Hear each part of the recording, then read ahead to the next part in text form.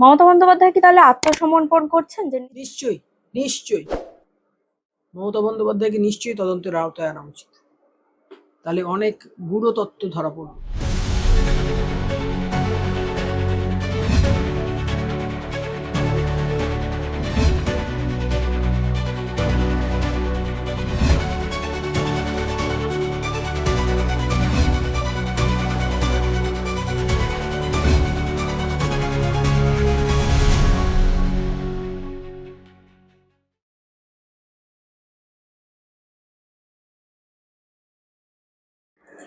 প্রথমেই তোমাকে CM news মিডিয়ায় স্বাগত। আমরা জানি যে নতুন সরকার আসার পর আরজিকর তদন্ত নতুন করে শুরু করা হয়েছে। ইতিমধ্যে নির্মল ঘোষকে গ্রেফতার করা হয়েছে। তাহলে কি এবার সেই যে দেহ তড়িঘড়ি করে সৎকার করে দেওয়া বা বাকি যে প্রশ্নের উত্তরগুলো মিলছিল না এতদিন, সেগুলো কি মিলবে? দেখো, অন্যায় যে করে আর অন্যায় যে সহে তবু ঘৃণা যেন তারে তৃণ সমদহে।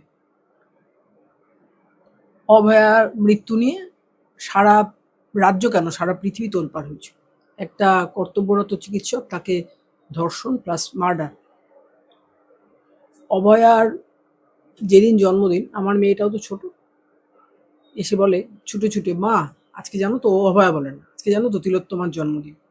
তখন আমি বলি, বাবা তুমি উইশ করো না, করিস? বলে, হ্যাঁ মা, আমি উইশ করবো না। তখন গভীর রাত। আমি বলি, তিলোত্তমা এখনো অতৃপ্ত একটা আত্মা। মমতাদি হয়তো এখন ঘুমাচ্ছেন। তখন মমতাদি গভর্নমেন্ট ছিল। মমতাদি কেউ বলে যে, দিদি এটুকি, তুমি তো আমাকে বিচার দিতে পারলে না, আমি তিলোত্তমা, কেমন আছো দিদি? তখন তখন আমার মেয়ে দেখে আমার দু চোখের কোলটা জলে ভিজে যাচ্ছে, বলে, মা তুমি কেঁদো না মা, এরকম একজন মহিলা, তাকে ব্রেপ করে মার্ডার করে দিল। এর থেকে নৃশংস অপরাধ আর হয় না। তার সম্মানটা তো নিলি, প্রাণটাও নিলি। আমি মাঝে মাঝে, তোমরা যখন আসো না আমার কাছে, তখন আমি, তোমার জামাইবাবু বলো বা দাদাই বলো, আমরা দুজনে খবর দেখতে থাকি। সেরকম একটা খবরে আমি দেখছিলাম, সোজা সাপটা বলে একটা অনুষ্ঠান হয়, অভয়ার মাকে এনেছিল।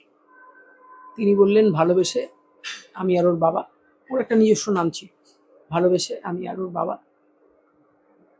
একটা নাম রেখেছিলাম। এখন কেউ বলে অভয়া, কেউ বলে তিলোত্তম, আসল নামটাই তো হারিয়ে গেছে বলে ভদ্রমহিলা খুব কাঁদেন। আমরা তো তাকে ফিজিক্যালি সাপোর্ট দিতে পারি, মেন্টালি সাপোর্ট দিই। এরকম ঘটনা যেন বাংলার বুকে আর কখনো না। এই যে তড়িঘড়ি সৎকার করে দেওয়ার যে ব্যাপারটা কেন করা হয়েছিল বলে মনে হয় আপনার? সেটা বলতে পারবো না, সেটা নির্মলভাবেই ভালো বলতে পারবো। মমতা বন্দ্যোপাধ্যায় তো বলেছিলেন যে উনি সেদিনের ঘটনার দিন সারা রাত মনিটর করেছেন। আপনার কি মনে হয় না যে মমতা বন্দ্যোপাধ্যায়কেও তদন্তের আওতায় আনা উচিত? নিশ্চয়ই নিশ্চয়ই মমতা বন্দ্যোপাধ্যায়কে নিশ্চয়ই তদন্তের আওতায় আনা উচিত। তাহলে অনেক গূঢ় তত্ত্ব ধরা পড়বে। শুধু কি আরজিকর ঘটনা নাকি অন্য দুর্নীতির কথা উঠে আসবে? দেখুন, সরকারটা তো শুভেন্দু অধিকারী চালাচ্ছেন। শুভেন্দু অধিকারী আমার থেকে বয়সে ছোট, কিন্তু তার প্রতি আমার যথেষ্ট শ্রদ্ধা আছে। আমি ডক্টর ওই কি বলে মহামতি গোখলেকে চোখে দেখিনি, কিন্তু মহামতি গোখলে বলতেন, what Bengal thinks today, India thinks tomorrow. Suvendu Adhikari এত দৃঢ়ভাবে সরকারটা চালাচ্ছে যে অনেক গূঢ় তত্ত্ব, অনেক দুর্নীতির অনেক গূঢ় রহস্য সেটা সামনে আসবে। মমতা বন্দ্যোপাধ্যায়ের ভাইপো আবেশ ব্যানার্জি, তার নামও জড়িয়ে ছিল আরজিকর কাণ্ডে। তাকেও যদি ঠিকভাবে জেরা করা হয় তাহলে কি ব্যানার্জি পরিবারের অন্য কারোর নামও উঠে আসতে পারে? দেখুন, ওই পরিবারের সঙ্গে তো আমার দীর্ঘ ৩২ বছরের সম্পর্ক। আবেশ, আমিও শুনেছি এই ঘটনাটা, কিন্তু আবেশ তো কেপিসি মেডিকেল কলেজ থেকে ডাক্তারি পাশ করেছে। তবে ১০ চক্রে তো ভগবানও ভূত হয়। আর আবেশও কোনোভাবে এই পাকে চক্রের দুর্নীতিতে জড়িয়ে পড়েছে কিনা আমি বলতে পারবো। তবে যদি আবেশ জড়িত থাকে, আবেশকে জেরা করবো। আমি কিন্তু অঙ্গে একটা যদি বলেছি। তাহলে কি অন্য কারো নাম উঠে আসতে পারে ব্যানার্জি পরিবারের, যে আরো কেউ যুক্ত ছিল হয়তো এই দুর্নীতির সঙ্গে বা এই ঘটনার সঙ্গে আরজিকরের? দেখুন, এটা তো তদন্ত সাপেক্ষ, তদন্ত চলছে, তদন্ত এখন নট ইয়েট বিন কমপ্লিটেড। তদন্ত শেষ না হলে কিচ্ছু বলা যায় না। আপনি তো একটা দীর্ঘ সময় তৃণমূল কংগ্রেসের সঙ্গে রাজনীতি করেছেন, কখনো এই যে এত দুর্নীতি আঁচ পাননি? দেখুন, আজ পাইনি বলা যাবে না। যেমন আশিস বন্দ্যোপাধ্যায়, প্রাক্তন মন্ত্রী, তাকে পৃথিবী ছেড়েই চলে যেতে হলো। তার পিছনেও কিন্তু একজন ভাইপো, আর তার ভাইপোর নামও আনফর্চুনেটলি বা ফর্চুনেটলি বলুন অভিষেক বন্দ্যোপাধ্যায়। আমি তো ডেপুটি স্পিকার ছিলাম, আমার কাছে সেই অর্থে কোনো ফাইল আসতো না। বিধানসভা সংক্রান্ত সমস্ত ফাইল আসতো, কিন্তু রাজ্য মন্ত্রিসভার কোনো ফাইল আসতো না। আমাকে আমার বাচ্চার ডাক্তার ডক্টর ত্রিদীপ ব্যানার্জি বলতেন যে, সোনালি কিরে, তোকে, উনি আমাকে তুই তোকারি করতেন, কিরে তুই কি একটা ডেপুটি স্পিকার হয়েই সন্তুষ্ট? হ্যাঁ ডাক্তার, ডেপুটি স্পিকার হলে আমার সঙ্গে পুলিশ থাকে, ডেপুটি স্পিকার হলে আমি যে কোনো জায়গায় আমাদের কুপন থাকে, সেগুলো ডেপুটি স্পিকার হল না, সেগুলো এমএলএ হলেই কুপন থাকে। উনি কয়েকজনের নাম করে বলতেন, দিদি ওকে ওকে মন্ত্রী করুন। মন্ত্রী করেছে, ওদের লালবাতি দরকার, আমার লালবাতি ছিল। বললাম লালবাতি আছে, পুলিশ আছে, আমার আর কি চাই? ঠিক আছে, আমি তাতেই সন্তুষ্ট ছিল। আমার ঘরে হয়তো অত বৈভব নেই, কিন্তু আমার ঘরে আমি, আমার হাজবেন্ড, আমার মেয়ে, আমরা তিনজনে শান্তিতে ঘুমাই। অন্যদিকে দেখা যাচ্ছে অভিষেক বন্দ্যোপাধ্যায় তিনি বিদেশ যাত্রার অনুমতি পেয়েছেন, সুপ্রিম কোর্ট অনুমতি দিয়েছে। তার আগেই তার ব্যাংক অ্যাকাউন্ট গুলো ফ্রিজ করে দেওয়া হয়েছে, সেই কারণে তিনি আবার হাইকোর্টের দ্বারস্থ হয়েছেন। এটা এটা পুরোপুরি প্রশাসনের ব্যাপার। আপনার কি মনে হয় যে এই যে সিদ্ধান্ত অভিষেক বন্দ্যোপাধ্যায়কে বিদেশ যাত্রার অনুমতি দেওয়া, এটা কোনোভাবে ভুল? আমি তো মানে কোর্টের লোকই নই, এটা কোর্ট যা মনে করেছেন দিয়েছি। অন্যদিকে আমরা দেখেছিলাম যে ভোটের আগে মমতা বন্দ্যোপাধ্যায় আইপ্যাকের দফতর থেকে ফাইল নিয়ে বেরিয়ে গেছিলেন, ল্যাপটপ নিয়ে বেরিয়ে গেছিলেন, কিন্তু সেই সময় যখন সিবিআই তদন্ত চাওয়া হয়েছিল উনি নারাজ ছিলেন, কিন্তু এখন বর্তমানে দাঁড়িয়ে উনি নিজেই সিবিআই তদন্ত চাইছেন এই ঘটনার। দেখুন, আমি তো এখন তৃণমূল করি না, এখন আমি বিজেপি করি। এখন সরকারটাও বিজেপির চলছে। সরকার যদি মনে করে সিবিআই তো আর এমনি এমনি সেন্ট্রাল ব্যুরো অফ ইনভেস্টিগেশন, তাহলে সিবিআই তদন্ত দিতে পারে। আর সরকার যদি মনে না করবেন, তাহলে সরকার দেবেন না, আমি এটা বলতে পারবো না। মমতা বন্দ্যোপাধ্যায় কি তাহলে আত্মসমর্পণ করছেন, যে নিজেই সিবিআই তদন্ত চাইছেন তিনি? আমি মমতা বন্দ্যোপাধ্যায় নই, আমি শুভেন্দু অধিকারী নই। মমতা বন্দ্যোপাধ্যায় হয়তো জীবন সায়ান্নে এসে উপনীত হয়েছে, তাই হয়তো উনি, ওনার এই মানে বোধোদয়, বিলম্বিত বোধোদয়, এখন তো অনেকেই ওনাকে ছেড়ে চলে যাচ্ছে।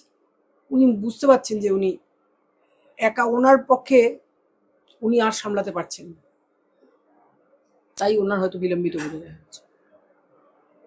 আমরা জানি যে 16ই August great Calcutta killings day, মানে গোপাল মুখার্জি একটা আন্দোলন করেছিলেন, কিন্তু সেই 16ই আগস্টই তৃণমূল কংগ্রেসের তরফ থেকে খেলা হবে দিবস পালন করা হতো। এবার নতুন রাজ্য সরকারের উদ্যোগে সেই দিন পালিত হবে আয়ুষ্মান দিবস।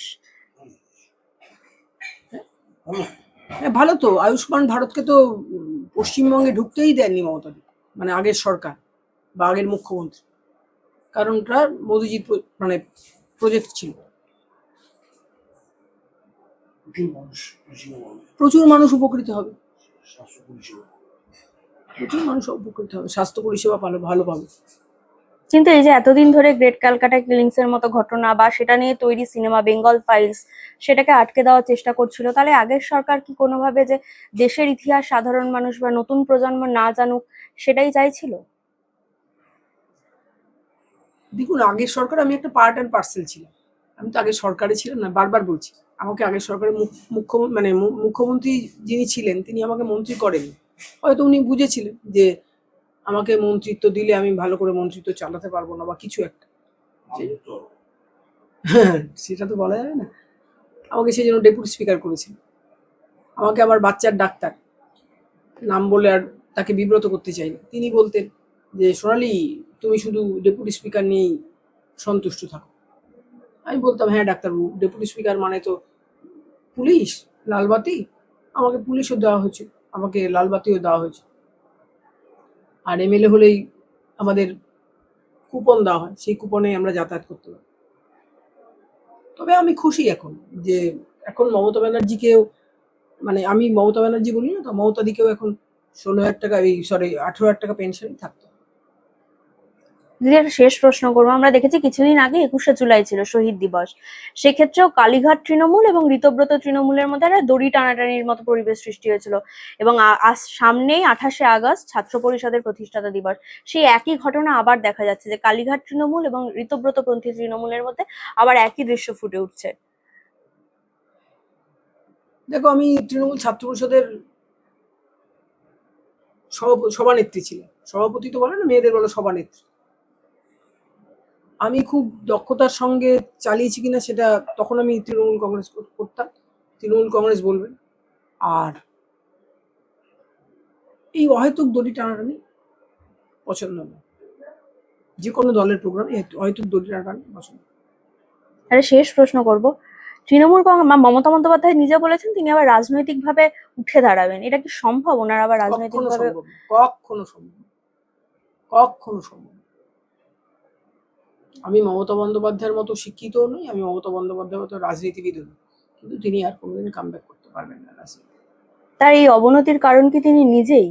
হ্যাঁ, তিনি নিজেই দলটাকে তৈরি করেছিলেন, নিজের দলটা শেষ করার মূলে তিনি নিজে।